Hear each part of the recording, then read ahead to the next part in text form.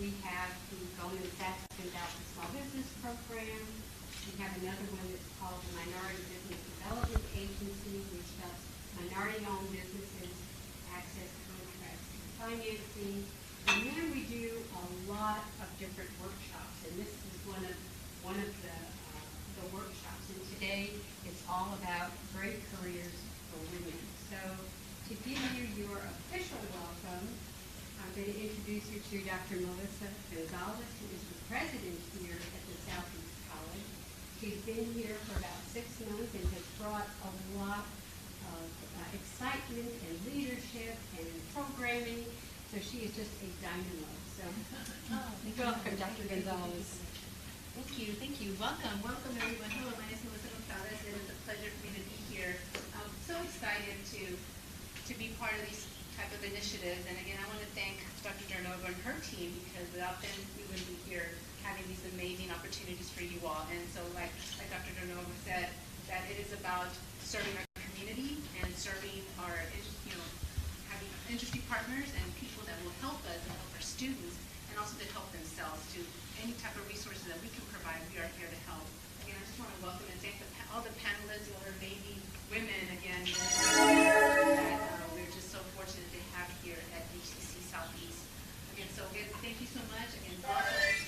If there's anything you want us to do, we are here to serve and to wish you huge success today, this afternoon. I know there's a fun-filled day of just a lot of great stuff that will help our students. I see people from HISD. Thank you so much for joining us. We have a great partnership with HISD, so I'm encouraged and excited to see you here. So thank you so much. Again, thank you again. Welcome to Houston Community College, and wish you success today. And again, thank you. Thank you so much. So Nick Miller is going to introduce our panelists and be our moderator today. So Nick, I'm turning over the program to you. Thank you, Maya. Good morning. My name is Ned Miller. I'm the entrepreneur in residence here at HCC Southeast Campus. I work directly for and with Brenda Rios, who's our Director of Entrepreneurial Initiatives and Community Relations. Jermaine Washington is doing the work there, getting some stuff set up. And then also special thanks to Raquel Putnam, who's I know most of you dealt with his reception assistants. Today we have 6 panelists accomplished in a variety of fields on there, but all of them have one thing in common, that they spent a great amount of time in the field of science, technology, engineering, math. How they got there, what it did for them, what role it plays now, it all varies like it does in all of our lives on there. So I'd like to introduce, first one is Kelsey Arian. Okay, and she's CEO of Woodlands Technology. Woodlands National Technology on there. The next one is Meredith Smith. She works down at NASA, and she leads a team of analysts for safety and mission assurance on there. And the next one is Nushin Yazari. She's president of Optimum, a technology company. And in fact, Nushin basically fed breakfast for Brenda and I this morning. We were over at the Houston Energy Breakfast on there. It was very informative. And thanks again, Nushin, for doing that. Next is Susan Thompson. And she's actually HCC. She's director of STEM initiatives. Did I get the title correct on that? And next is Paula Smith. Full disclosure, I first met Paula 20 years ago, and we worked together on X-38 and another advanced spaceflight vehicle design, development, test, and evaluation. She currently serves as a lead technical analyst and works with Meredith down at Johnson Space Center. And last but not least is Aileen Wu, and she's an international business consultant. And as we go through this, we've got a fairly small group, so I want to make sure that you all feel free. If you have any questions or anything, I'd much rather see a free-flowing discussion than not get the information out there easy. So without further ado, Kelsey, I'll turn it over to you. Perfect. I got a little excited last time and I stood up. So my name is Kelsey Arian, and I'm the CEO of Woodlands National Technology. I'd like to ask you guys, do you know what you want to do when you grow up? Hands.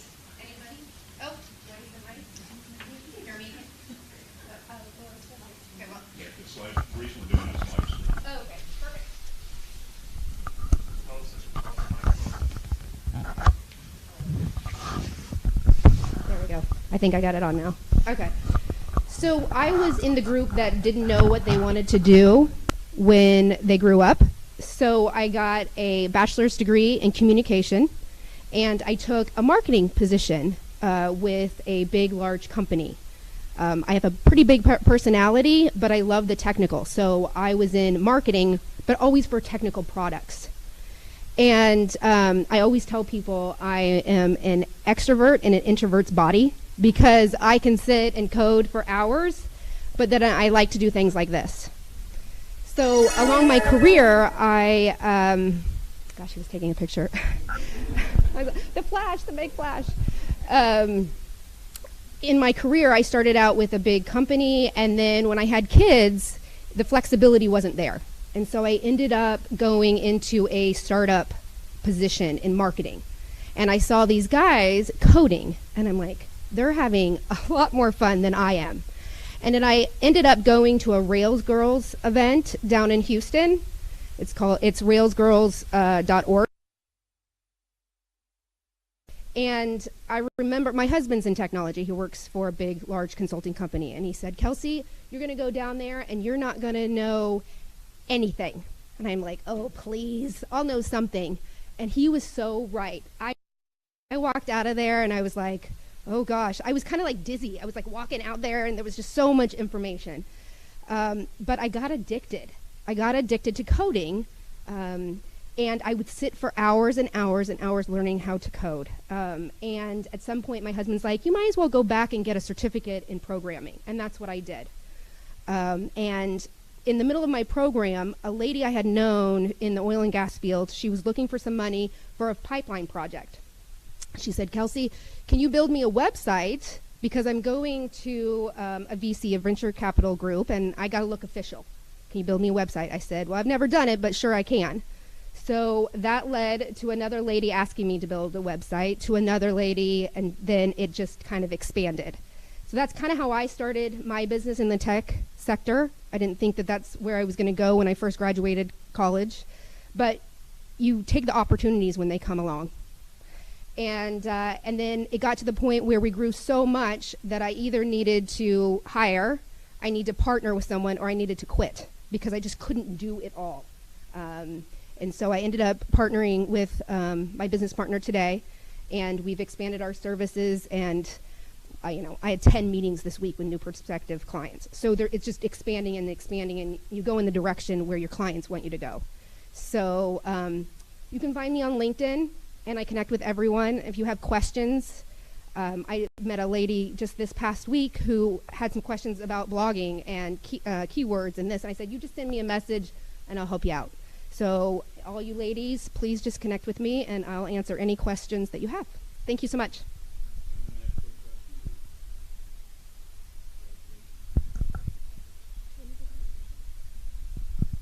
That light is very bright. Hi, I'm Meredith Smith. I graduated from Texas A&M with a degree in mechanical engineering, and I kind of knew through high school that I liked science and math, and my dad's an engineer. My grandfather worked for NASA, so I kind of had I could probably do this. And everybody was always telling me, oh yeah, you can do that, that's no problem. So I went to Texas A&M, and I was in mechanical engineering, and there were about 10% women and 90% men. And it was a great experience, but I tell you what, every single teacher knew my name because I was one of 3 or 4 in the class, which was actually great because that meant that I got special treatment in class, meaning I needed to be prepared, right?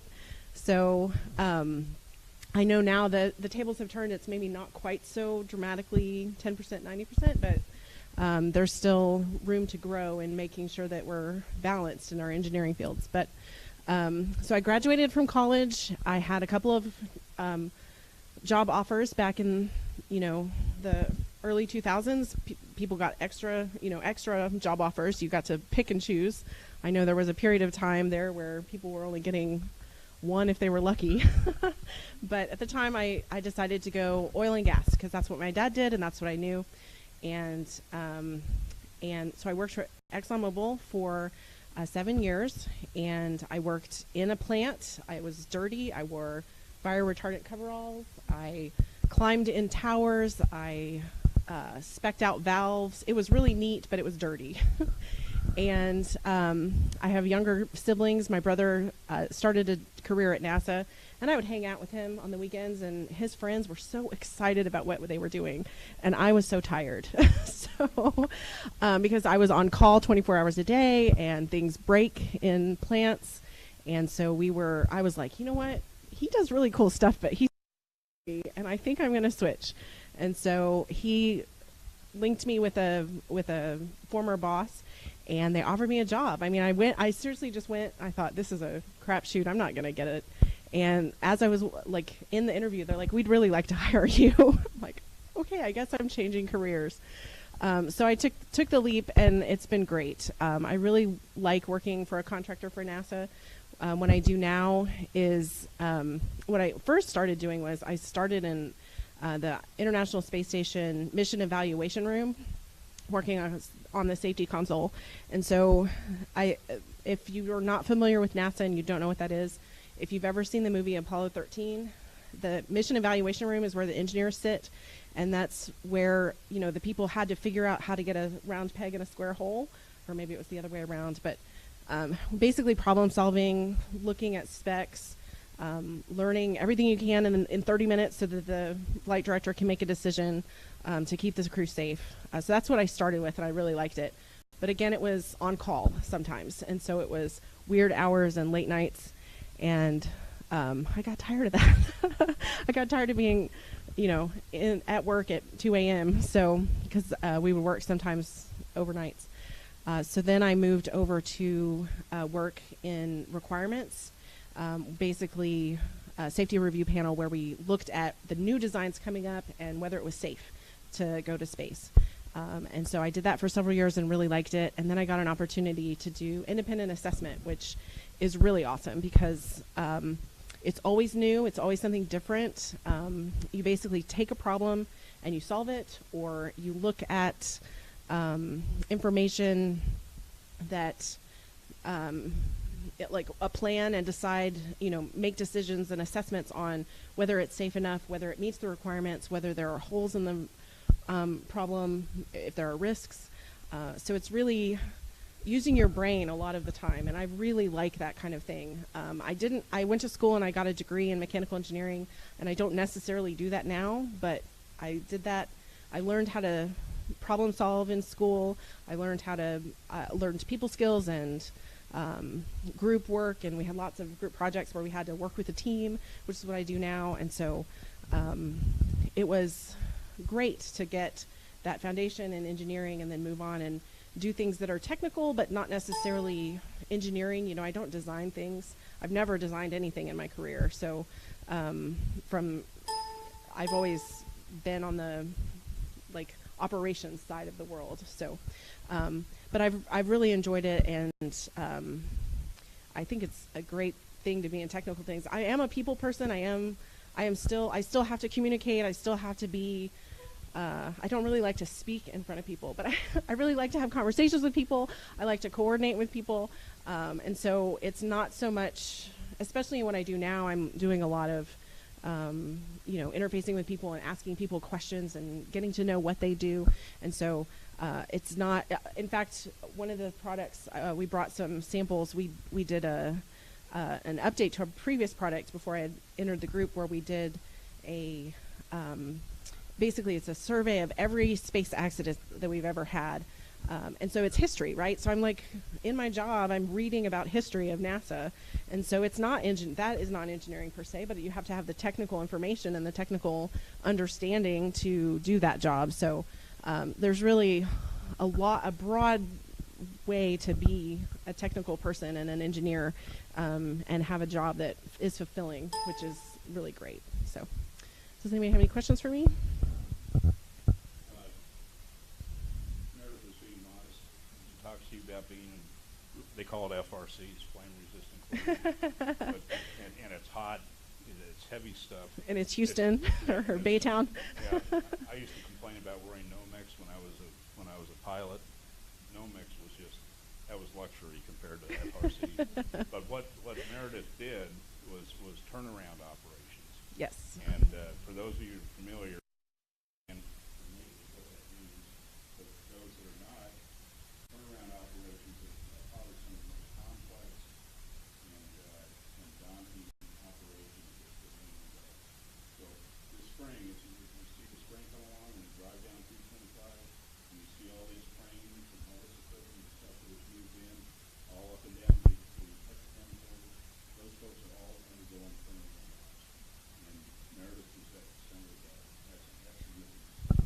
if you like heights, it's a great job because they have you climbing these towers that you see around Houston. They're, 20 stories tall, and they climb up a set of scaffolding on little ladders and go down in and inspect it. No, not at all. Yeah.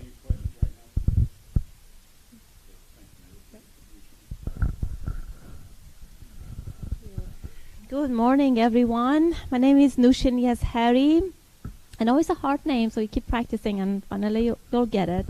Okay, a little bit about myself. I own a small consulting company in Houston. We do IT, technology, software implementation. So now how did I get here? It's a longer story. I'm just going to give you a shorter version.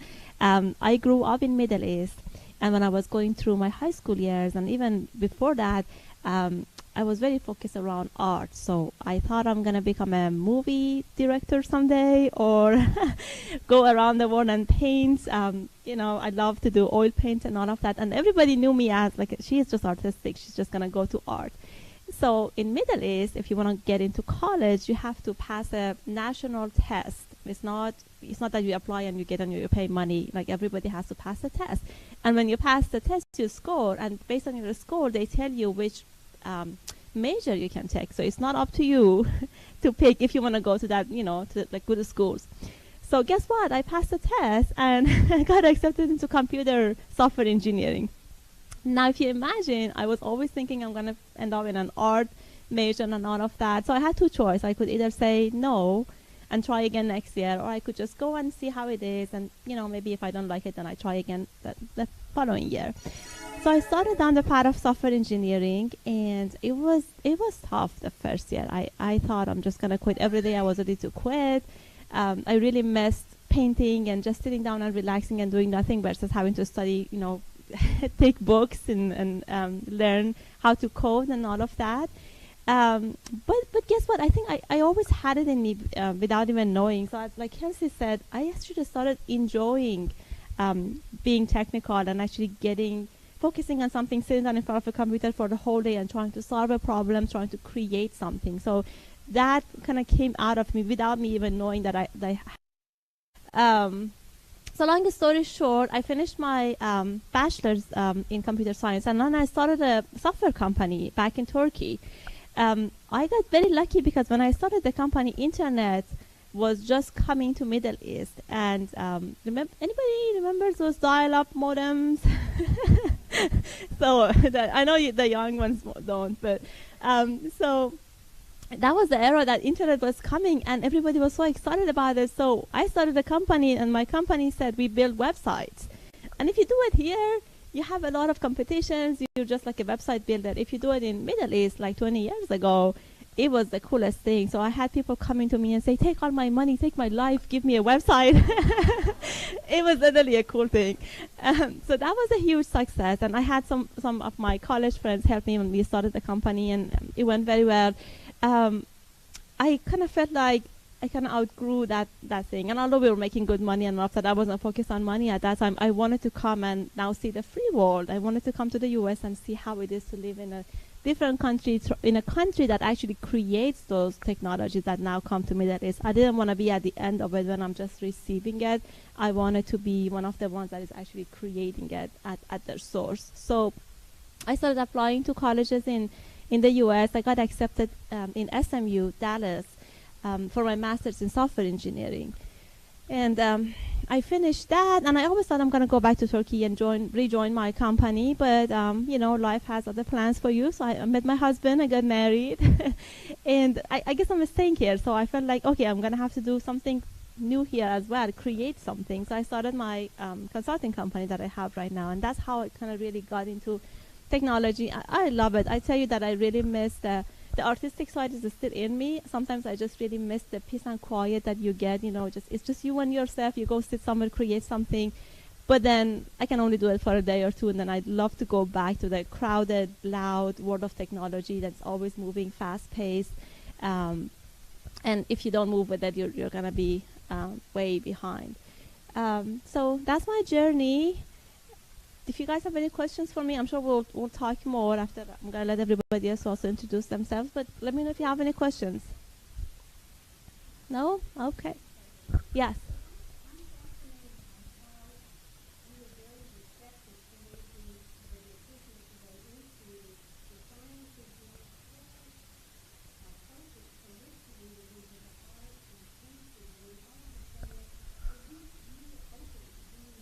I was. And that's actually a very good point, because sometimes I see people miss out on opportunities. You know, sometimes you don't know there is something in you, and unless you give it a try, you never discover it. So, you know, even my own sisters, sometimes I see them saying, you know, that's just not for me. I'm not going to even give it a try. And I am like, if you're put in a position where you have the opportunity to give something a try, why not do it? And if it doesn't work out, I know you waste some time, but you can always go back and repurpose, right, or refocus. So now I would acknowledge that not every time it's going to work out. Sometimes you give something a try and it's just a horrible failure, right? In my case, I got lucky that I really enjoyed it. But the whole point being is that be open to things that are outside of your comfort zone, or the things that, you know, you never thought about you can be, because you never know, right? All right, who's next? Okay, I'll help make sure we get the slides up. Yes. Something I should have mentioned, there's evaluation forms in front of you. So as we go along, please feel free to do that. I know people hate doing that at the end because everyone's in the get out the door mode. So and once I'll turn it over to you, Susan. And I'm going to start out a little different. I have a video I would like for you all to see. It should be the next slide. Okay. Did you know?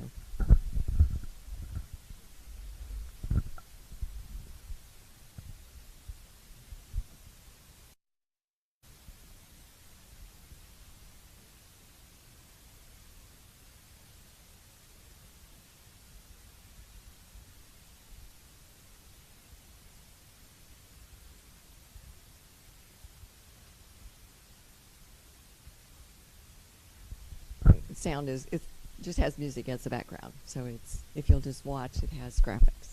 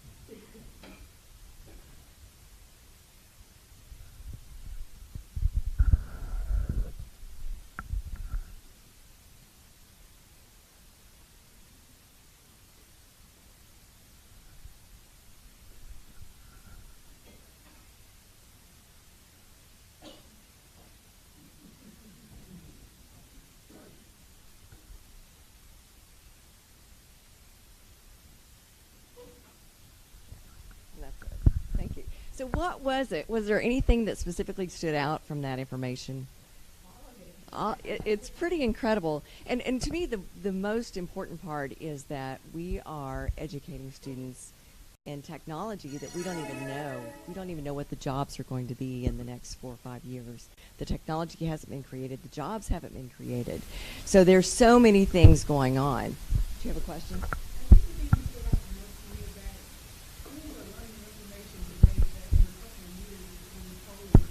Absolutely.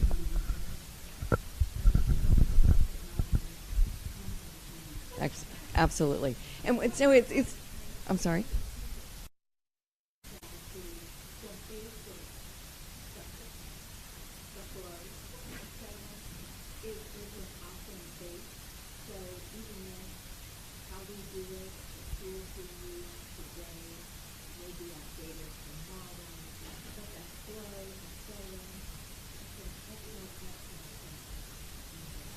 Good.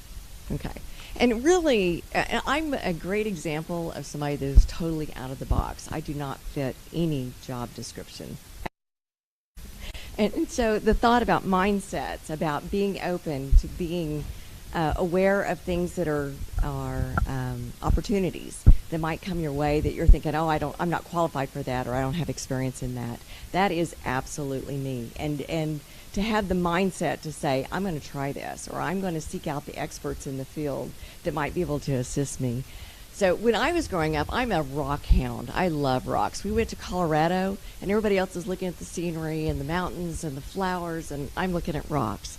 And I love rocks. And then I ended up in Oklahoma. Grew up in Oklahoma, but ended up in this tiny section through the middle of the state where rose rocks have developed over millions of years. It's the only place in the world that produces those specific types of rose rocks. So we used to go after rains into the ditches and the gullies and along lakes and ponds and find rose rocks. And so love rocks.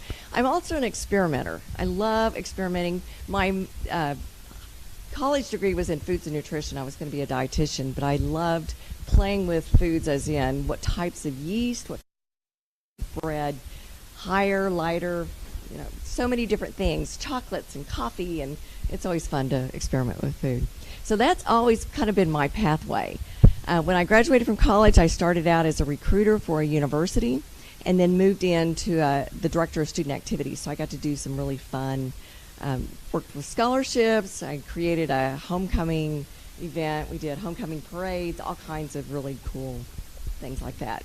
My husband was transferred to and I took over the family business. He was a hot air balloon pilot, and I ended up, and along with part of his family, ended up organizing hot air balloon festivals in Oklahoma, in Kansas, in Alabama, and in Texas. So kind of those out-of-the-box experiences. You meet a lot of great people, FAA, that's always a great experience. So that's kind of one track, and then we ended up moving to Tulsa. And I was asked to start the Tulsa Alliance for Engineering because of my higher ed background. I'm thinking, I don't know anything about engineers. I don't know who they are or what they do. And it was really cool because I had a group of people that I went to as a resource, and we developed this program. And we recruited high school students into engineering programs, worked cross-collaboratively with higher ed, so community colleges with universities in the state that had engineering programs to assist in developing articulation agreements, and then working with the companies to develop scholarships and internships, and ultimately helping students become aware of jobs, because we were exporting all of our engineers in the area. So we wanted them to stay right there locally. So it was a great program. When I moved down to Houston, again, my husband was transferred down here about 6 years ago, and I was looking for a job in Houston and ended up meeting with Houston Community College, kind of the right place at the right time. And they asked me to help with their engineering partnership. We had just developed a partnership with the University of Texas at Tyler, but we didn't have the infrastructure in place. So I got to help with that and then became acting director of our Engineering Center of Excellence when we became, reformed, when the university went through the transformation. So that was a unique experience. And then we had some money to build a new building. We were trying to figure out what we wanted to do with Houston Community College. And when I was in Tulsa, I worked with the Makerspace, or a Fab Lab, and Tulsa had a Fab Lab.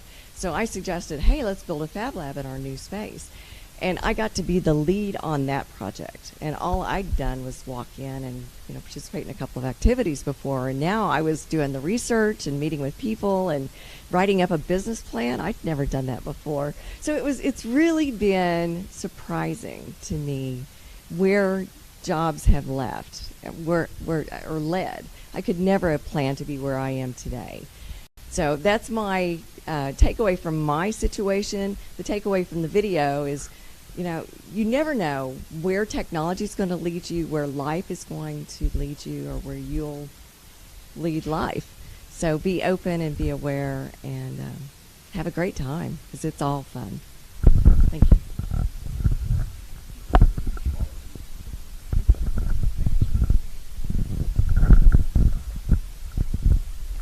Hello, my name is Paula Smith. I think you're going to start to see a trend here from all of us. I was thinking about what I'm supposed to say. How's my journey? I got here. I was talking to my husband the other night, and he's like, well, happy accident. And I said, that pretty much sums it up, although that's not necessarily exactly true. Accident implies that you don't have any control over your life, but a lot of things that we end up doing come at us from all different directions, and I know I'm no different than anybody else here. I grew up local. I'm about as local as you can get, south of Houston, born, raised, went to school. We didn't have much growing up, and I didn't really have any strong female, figures to look up to tell me you need to do this or that. But I was always good at math and science, and my parents were great because they never told me I couldn't do that just because I was female. And not going to college was not an option. So when it came time to go to college, it's like, well, what are we going to do? And I thought physics sounded great. Sounds fun, right? Well, first year, kicked my butt, so my fallback plan was math, and I ended up pursuing math and got a math degree, Bachelor of Science in Mathematics, from the University of Houston at Clear Lake. And, when I got the degree, I was thinking, well, what am I going to do with that? I didn't want to teach. I knew I didn't want to teach, but I didn't really know what I wanted to do. I ended up being recruited by Lockheed Martin Space Operations down in Clear Lake, working for JSC, Johnson Space Center, doing software simulation development. Did that for many years. I was a pretty good software designer. We did math models, simulations, and things like that. Did that 3 or 4 or 5 years. Met Ned Miller along the way, and he recruited me into the X-38 program, which was a prototype crew return vehicle for ISS. And I started to doing more leadership, managerial kind of work, task order lead, budget, cost schedule, project management stuff. And I found I really liked that. It was a good niche for me. It fit well. That math background started to pay off really, really well, because it's not the math itself. It was that critical thinking skills. How do you get from point A to point B in a logical manner? How to make your budget and your scope and your schedule line up. So I did that for many, many years, enjoyed that a lot. At NASA, one thing we find as a contractor, you end up moving around a lot in your job. So I did software simulation for shuttle simulators. I did software and simulation for ISS, the International Space Station. I did X-38, prototype crew return vehicles. I did other advanced development programs. I went back to ISS for a little bit. So you end up moving around, and I think it's a good thing because it gets you an aspect of seeing what all you can see. So I did this task order management for a long, long time, and then we had the Space Shuttle Columbia accident. At that time, I went on maternity leave. And so when I came back, there was this whole new world of return to flight. We need to return the vehicles back to flying. And there was a lot of work associated with that.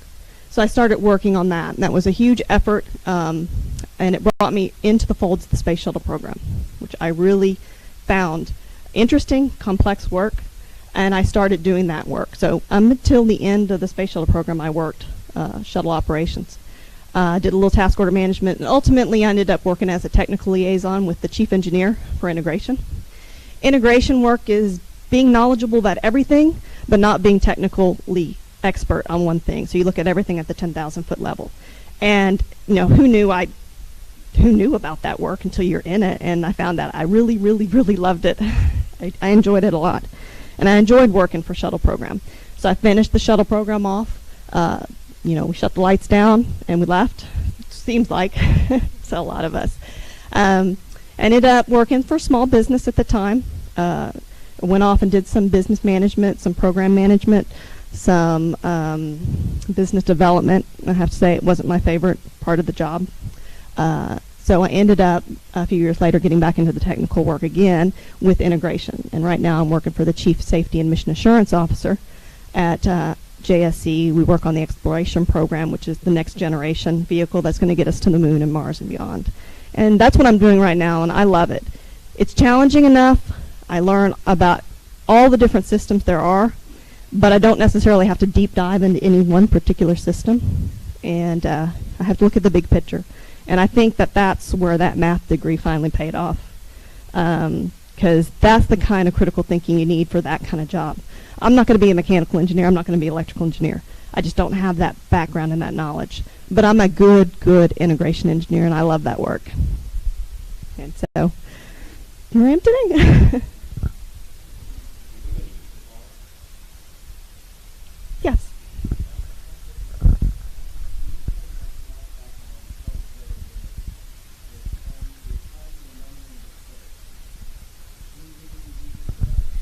I guess it's learning the details, really, because any kind of project management you do, you're going to have tools, right? Tools that help you manage that project, costing tools, scheduling tools, anything like that. The math, for me, it was less about learning how to integrate and do derivatives and how to solve theorems and things like that. It was that thinking that you used during that process and then applying it into some real-world application. It helped me a great deal. Thank you.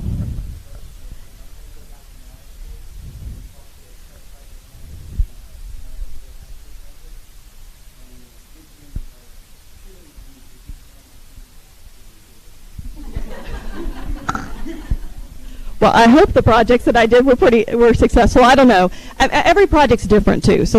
And I mean, you ladies probably can allude to that. You have challenges. Some are easy. Some are really hard. It's common sense. I've heard that from someone before. But also, it's that critical thinking and learning how to process things in an orderly manner. I think that really helps. You can't really be flighty and think about these things over here and these things over here. You got to pull them together into one big picture and look at them on one sheet altogether, because the scope of your project impacts your schedule. Your schedule impacts your cost, and then the resources. So it's all tied together.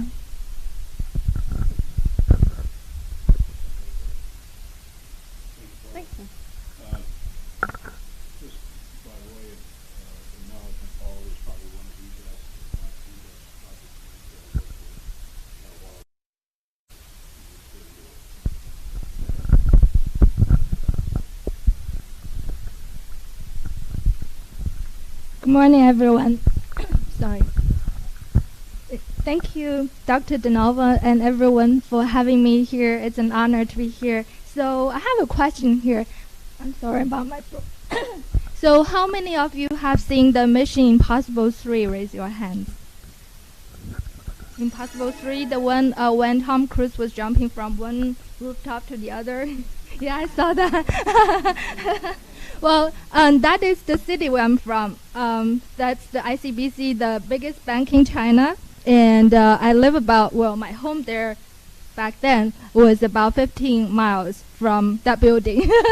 So I'm from Shanghai, China, and have a little bit similarity with Notion, if I pronounce your name correctly, that it's a very different word over there. And my experience there was I finished my school, and the short version is I finished my school. I had a degree in business management from the University of Shanghai in science and technology over there. Simultaneously, I think it was about the time, maybe 2000, I forgot which one, I think what Meredith mentioned about, I got maybe 12 jobs at the same time, and I had to pick which one do I pick, and had to go for the directions, and my teacher at the time said, okay, go for Arabic. Seriously, go for Arabic, and because I was good with languages. And then my family said, well, go for finance. And I just picked one kind of out of the blue that nobody recommended. So I started working executive officer with the Australian Chamber of Commerce. That's where I got my kind of business background in, and where I started my own business as an entrepreneur. And from there, came flowing. I would be working at one event, and we had, from like business luncheons to breakfast meetings, speaker events, and things like that, including the gala fundraisers. Those are the fun events. But usually like after I finish with the event, I'll be having people pulling me from the side, say, hey, would you like to meet for coffee? And next day I ended up at the 7-star. We do have 7-star hotels there. So having coffee with them, say, you want to work for me? And my mom would say, how come you always changing your job? Well, I'm like, well, they pay me more, like almost double my salary. So I ended up working for the British consulate over there. And there I worked for the commercial section as a commercial officer. We provide educational exchange between the UK and China, issue visas, and run our commercial like trade missions. At the time, we had a concert was the Rolling Stones. So it's really fun job that I get to meet like all kinds of wonderful people. Like Susan said, like just one thing led me to another, and I felt like, well, I kind of achieved a lot, and that was purely by luck. That's how I felt. So I said, well, let me do that, and I'm gonna pursue my American dream. And there I came. I landed here, and what used to be my advantage, which was the language. I have been very blessed that I now have a license, work with the USCIS, the SEC, as a licensed court interpreter. I do transcription, as a matter of fact, just finished one in the Shanghainese dialect because that's where I'm from. And I also do court interpretation, like simultaneous, like where you see the conference and they have the box and you wear the headset, that kind of jobs that I do. So that was my my advantage back then, because everyone think, oh, you speak really good English over there, and you can do that. As a matter of fact, I have a friend of mine. We were chatting the other day. They were like, oh, you speak really good Chinese, and we're Chinese, so Susan had that population. We're everywhere. Unfortunately, when I come to this country, there's all kinds of Chinese here, and some of the companies that I work with, they refused to pay the wage that I was paid back then. So to give you an idea, maybe about 10-15 years ago, I was paid about $200 an hour for the work that I was doing. And over here, they're trying to pay you like $30. And I refused to work that because, I want to collaborate, but I also have to hold my standard because I have costs and overhead and things like that. So I had to adapt to the culture here to kind of invent a job. So my message here is I wanted, all of you to think about like what you want to do and follow through the dream. So I had at the time think about, okay, what am I gonna do to combine my skills at a new place, because I don't have the connections like I used to have. People don't know me. They used to come to me because of my reputation, and I get word of mouth work back then. Not like we didn't have the SEO and everything yet. So people basically come to me because they think, well, I'm reliable, I do a good job, and they like my work. So that's how I got my job. Unfortunately, over here, nobody knows me. And speaking Chinese is not an advantage because, once again, you can hire Chinese students that are from overseas. They don't have a work permit, sadly. So they're my competitors. They don't have the skills, but some of the companies, they don't always look at the standard of work. They just say who is cheaper or who is the cheapest. I'm sure you all know in the business field. So I had to reinvent the job. And when I came to Houston, I looked at it. I said, well, either I'm going to go to the medical field or I'm going to go to petroleum, because that's what I knew was famous for the city of Houston. And I said, well, medical, I faint when people draw my blood, so I can't do it. Well, that only leaves me oil and gas. And I have to say that even though I had a business degree, and in China it's kind of like in high school we have like a minor. So I minored in science, and my minor was chemistry. So I was kind of, and I was good in physics as well, but I kind of prefer chemistry, especially organic chemistry. So I said, well, let me try it. And I love digging rocks too. So like, the geology and the stuff. So I said, okay, let me do that. And one thing led me to another. I got really blessed and I got a scholarship with HCC. And that's where I pursued my second degree. And I just finished my second degree in petroleum engineering at HCC last year. The graduation ceremony is this year in May, I believe. And so this is how I got my petroleum engineering degree. And I remember my best friends asking me, they said, are you sure? It's the downturn and everyone is being laid off. Why are you going in? I said, well, that's the time you go in because was that you said, when this is popular, everyone is in, that's probably not a good time to go in. So I said, well, if everyone is backing out, by the time I graduate and finish, it will be like they're going to be hiring. And I heard a lot of the businesses are hiring now in the oil and gas industry. However, along the journey, I took the opportunities as it came. And I have met tons of wonderful people like all of you. And I have been given the opportunity and honor to be the president for the SPU, Society of Petroleum Engineers, HCC chapter. We are the largest petroleum engineering group in the world, have about, I think last time I heard about 13,000 members just in the Gulf Coast section. So that kind of lead me to kind of the business side of that in combination with what I already have with the business background. And of what I have already done for the consulting side. And that's what led me to the China expert, what they call, for the international business consulting business. And today I have a business that provides business that goes both ways, and not only to China. Procurement, for instance, that's one of the services, and I have a brochure there at the front if you're interested in looking at more details of the kind of work that I do. So procurement is from China originally. That's how I started, but I now, depending on the needs of the company, I work with including Turkey, Vietnam, India, Mexico, depending on the turnaround time, because it takes longer lead time for the shipping from China, and that you know that about the Lean Six Sigma. And also the other service that I provide is the market entry services. That helps I have clients including Caterpillar, Shell, Schlumberger, LyondellBasell. These are a few of the companies that are in the oil and gas industry. Rockwell Automation in the robotic industry. And a few of the IT companies like SAP, and some of the names that I remember because there's a long list. But the long story short, what I want to tell you all is that you should follow your dream. Like when my friends told me, okay, you should not go for it. Go with your gut feeling, but do something that you like.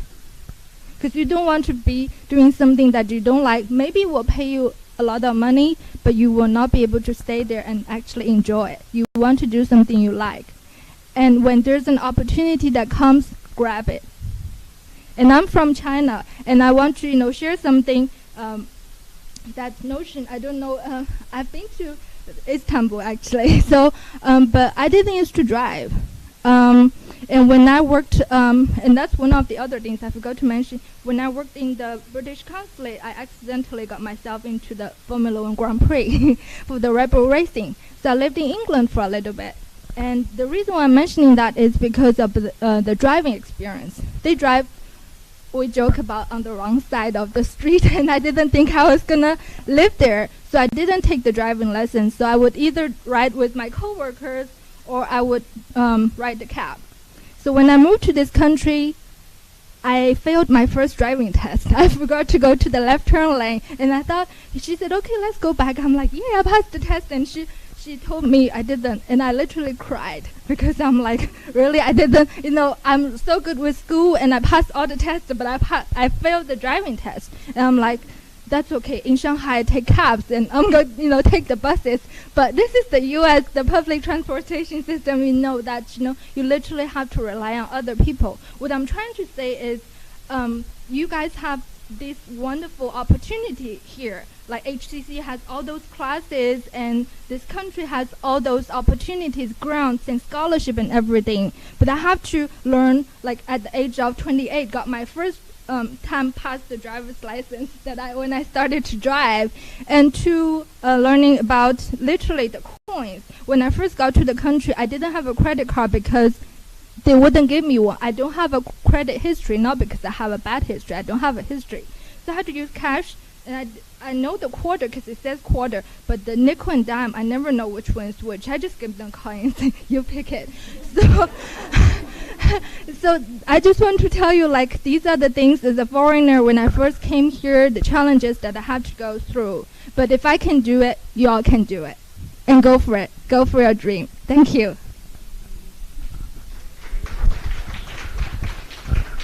Any quick questions for Elaine? Does anyone have any questions? You can ask me how tall the building is over there to everyone. Hand the microphone over to that side. Oh, okay. We have one here, and what we're going to do now is just a real brief question and answer session.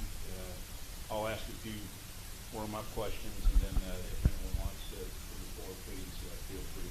I forgot something. Sorry, I forgot something because social media is huge now. So if you want to follow me because I have all those opportunities, like including HCC inviting me to those from networking opportunity, job fairs, and things. If you want to follow me on social media on Facebook, my name spelled EILEENDONG. That's the Facebook name. I'm also on LinkedIn, and Instagram is EILEEND Houston. So you can find me there, and there's like all kinds of events going on, and I'll keep you posted, and it will be helpful for your future. Thank you. Sorry.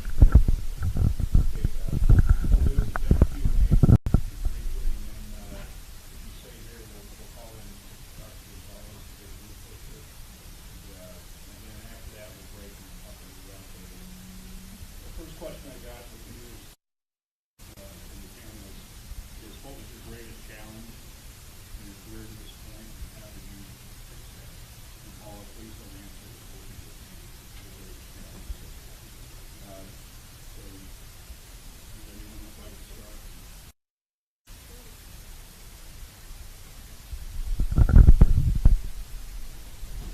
I guess when we graduate or take classes, figuring out where you want to go and what classes you're going to benefit the most. When I got into technology, I didn't know what language to learn. I learned Ruby on Rails initially just because it was an event that I went to, but learning some of the other programming languages, I think that's really hard to figure out, and it's a challenge going forward because it's ever changing.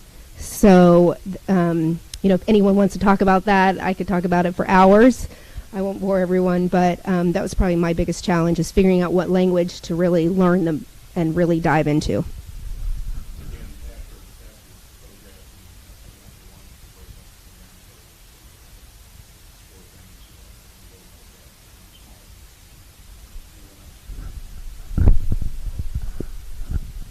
So for me, I think as all of the other ladies also mentioned, technology especially is or used to be, still is, a male-dominated field, right? So we all, being females in the technology industry, especially if you're in oil and gas and energy, that's another layer of trying to prove that you are as good as your male peers.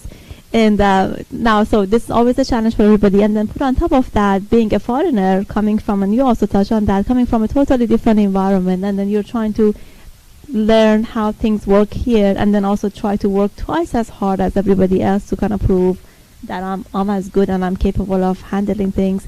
So as she mentioned, take advantage of the things that are just given to you, just the privileges that you have. And again, you're already a few steps ahead of everybody else that is just coming and starting. So again, I would say really matters so much right now. I think the line has shifted a lot, but one of the biggest challenges for me in the industry was to prove that when you're talking to me, yes, I understand what you're saying, and yes, I can help you, and I can what I'm doing. So. I think for me, one of the big challenges was being a working parent too, and finding a good work-life balance. That's, I think, super important as well to be cognizant of as you go forward. My situation in developing new programs and not having the expertise, I've learned in almost every situation, there are so many people willing to help, and it's being humble enough to reach out and ask for help and ask for their guidance and their opinions, and people really want to be a part of what you're doing, especially if will have an impact on others. And almost every career within STEM, there's such a huge impact in what's going on in everyday life. And so you all are absolutely in the right place at the right time, but use your peers, make sure you connect with everybody in your class, professors, and in your community, because that's your network, and you'll need them in the future.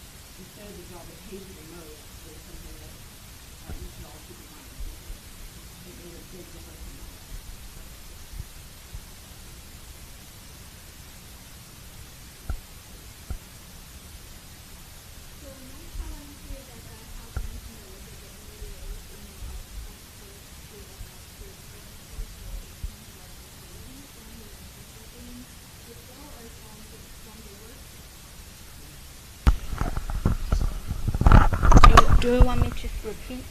Okay.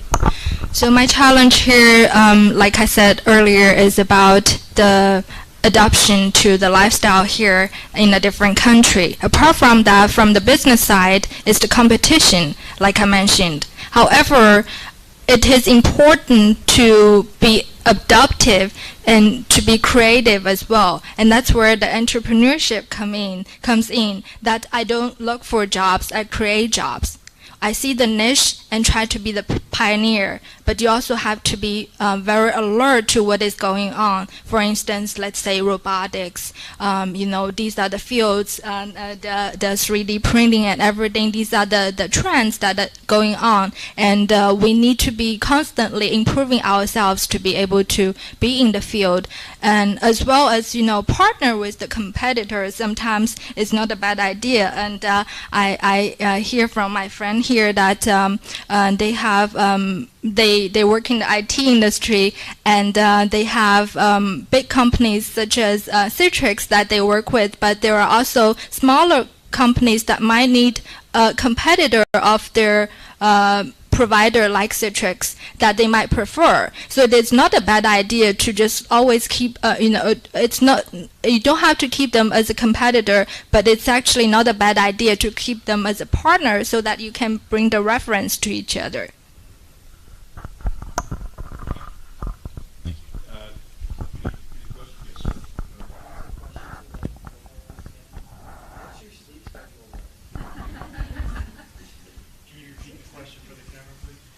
What's your sleep schedule like?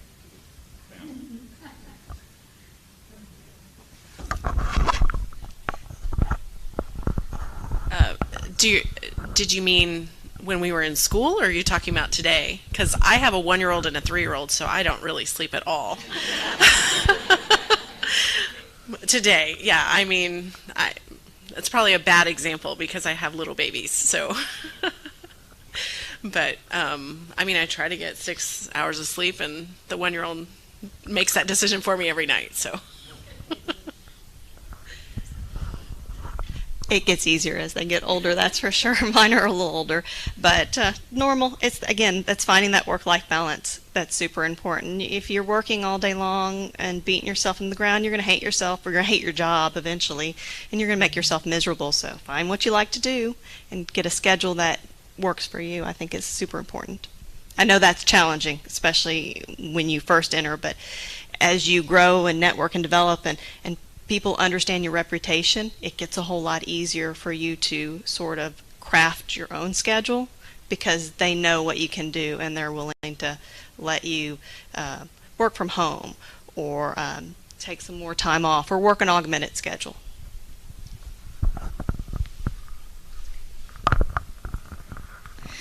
Yeah, I agree with about the work balance, work-life balance as well.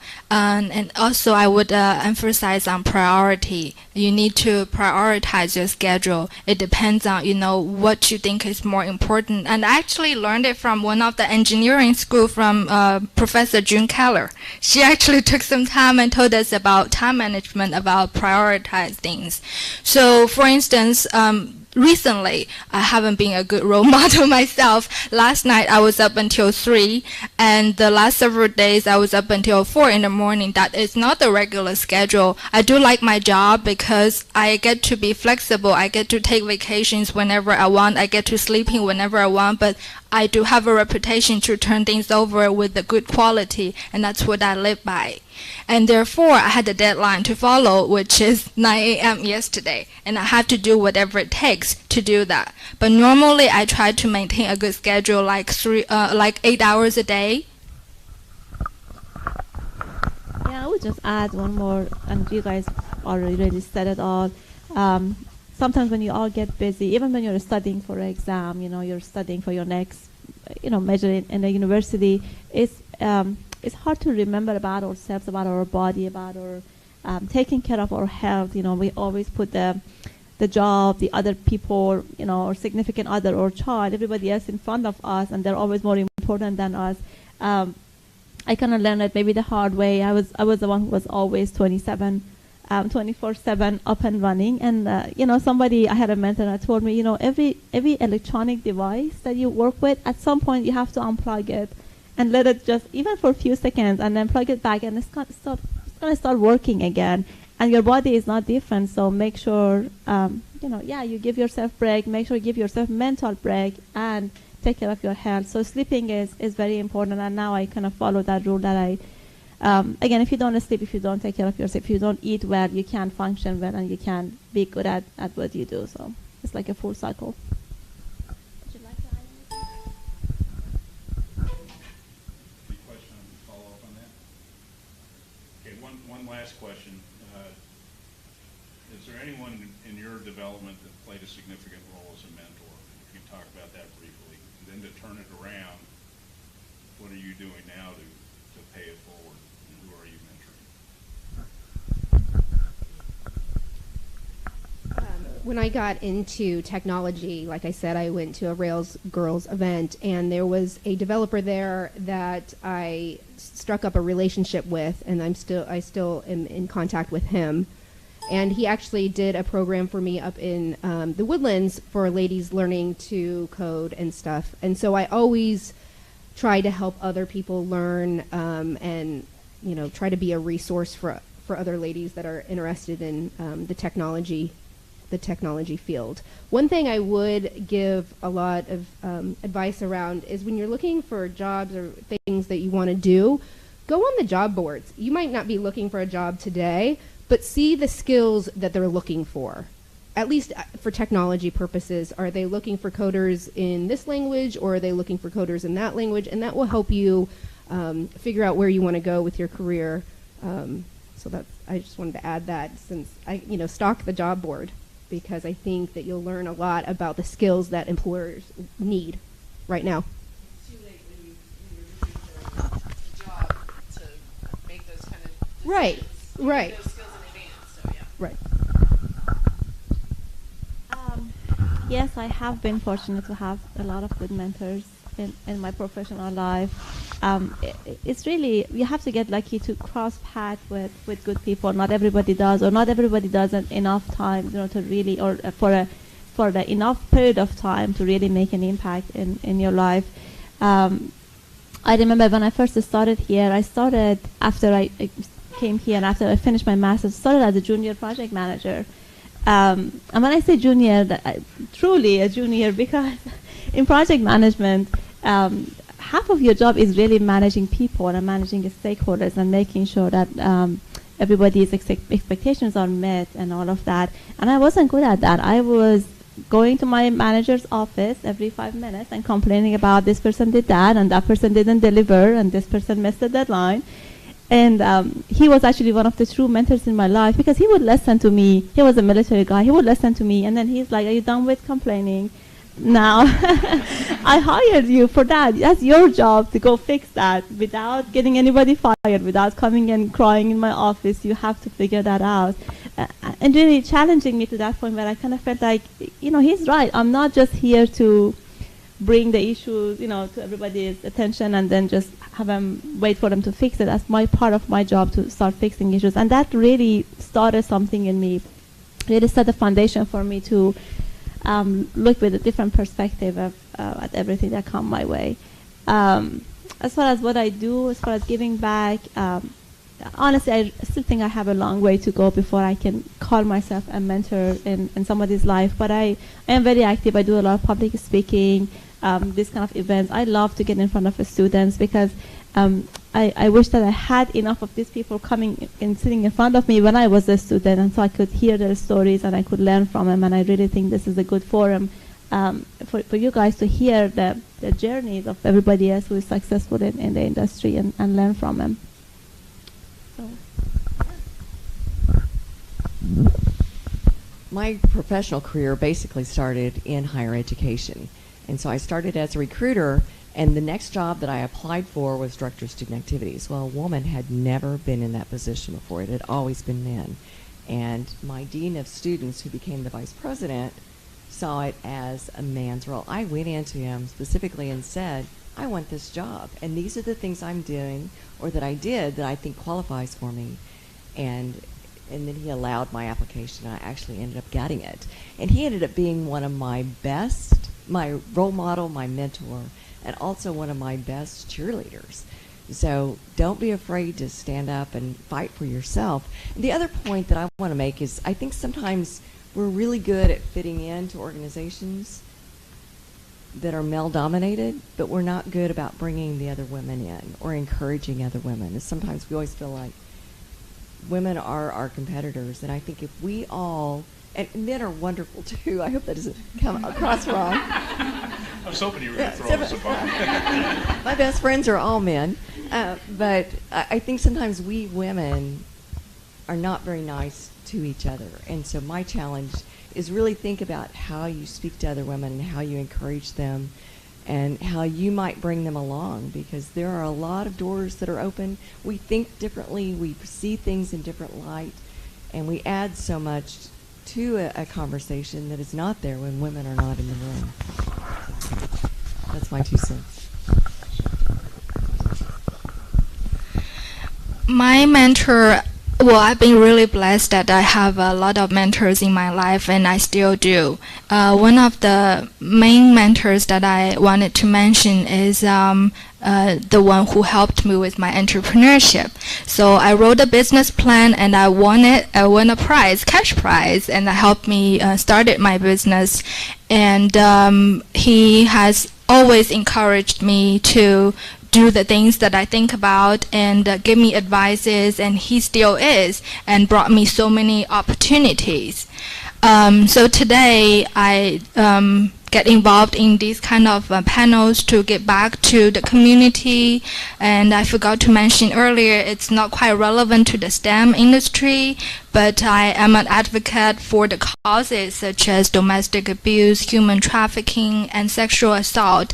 I'm actually on board with the Title IX for HCC as well, and that's one of the organizations that I sit on the board with. And I wanted to give back to the community to empower people and empower not just women, empower everyone. And I've been really blessed that by far I have been awarded by the Congress, as well as I have received a proclamation from the city of Houston. Mayor Sylvester Turner had named October 1st my day. It's quite an honor, but this is just the beginning, and I actually have in my heart as a dream that I will have a for-profit business to sustain a foundation that I'm about to start at the end of the year. The plan is to start locally and go internationally so that I can help people. Thank you.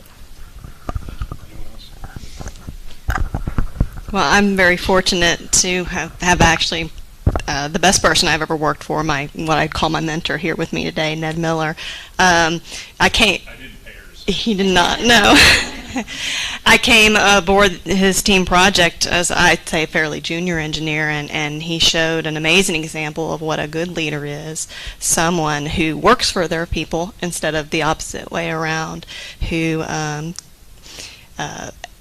gives us enough authority to do the job, but is still there to back us up when we need that help and when we need that support, and really fight for our projects and any sort of clears away any sort of impediments that we may find along the way as we do our task. And I hope that when I became a manager and I started having folks on my team, that I had those same behaviors, because I think that was really important for me.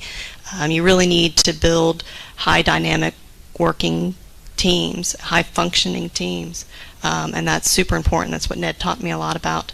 I don't have a team that I support today. I don't have folks that work in my group. I'm sort of almost like an independent person, but I'm hoping that my example is shown through other junior engineers in our group may come in and see things. Probably the one big thing that Ned taught me, and I think this is the most important, trait you can have, is integrity. Basically, if you're going to do something, if you say you're going to do something, follow through with it. Be that person that everybody knows they can go to and get a response, and they don't have to follow up and wait. I think integrity is a huge example.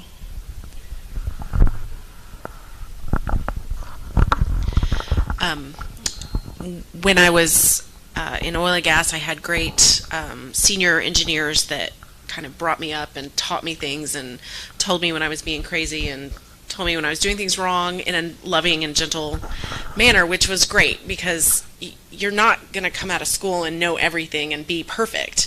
And so it's great when you can align yourself with people who will tell you like it is, but not put you down or make you feel like you're unworthy of being there. So and then as I moved over to NASA, I had a fantastic manager who would let me complain and then tell me to get to work. And, there's always politics in the office, and she would listen and then say, okay, that's nice, now go do your job. And so that was great. And I will tell you, you can be a mentor. Anyone can be a mentor if you are willing to reach out to people, help them when they're struggling. It doesn't have to be a formal situation.